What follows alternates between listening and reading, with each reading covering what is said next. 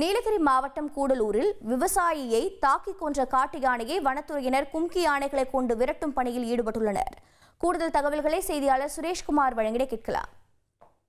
சுரேஷ்குமார் வணக்கம். வனத்துறையினர் நடவடிக்கை தொடர்பான மேலும் தகவல்கள் என்னென்ன? வணக்கம். நீலகிரி மாவட்டம் கூடலூர் சுற்றியுள்ள பகுதிகளில் காட்டு யானைகள் நடமாட்டம் அதிகரித்துள்ளது. கடந்த 11 நாட்களில் சுமார் 2 பேரை காட்டு யானை தாக்கி கொன்ற நிலையில் பொதுமக்கள் பல்வேறு போராட்டங்களில் ஈடுபட்டுள்ளனர். குறிப்பாக கடந்த 10ஆம் தேதி இதற்காடு பகுதியில் பல்வேறு பணிகளை முடித்துவிட்டு இரவு வீட்டிற்கு செல்லும் போது ஜாய் என்ற விவசாயி காட்டு யானை தாக்கி கொன்றது. அப்போது அங்கு வந்த வனத்துறையினர் போராட்டத்தில் ஈடுபட்டிருந்த பொதுமக்களிடம் சமாதானம் செய்து அந்த யானையை முதுமலை அடர்ந்த வனப்பகுதிக்குள் விரட்டினர். ஆனால் அந்த யானை 11 நாட்களுக்கு பிறகு மீண்டும் நேற்று மக்கள் வசிக்கும் பகுதிக்குள் திரும்பி வந்த நிலையில் அசம்பாவிதம் ஏற்படுவதை தடுக்கும் வகையில் வனத்துறையினர் விரட்டும் பணியில் தொடங்கியுள்ளனர். குறிப்பாக முதுமலை தெப்பக்காடு யானைகள் முகாமில் இருந்து கொண்டுவரப்பட்டுள்ள ஜம்பு, கிருஷ்ணா என்ற 2 யானைகளை வைத்து அந்த யானையை விரட்டும் பணியில் இன்று தொடங்கியது.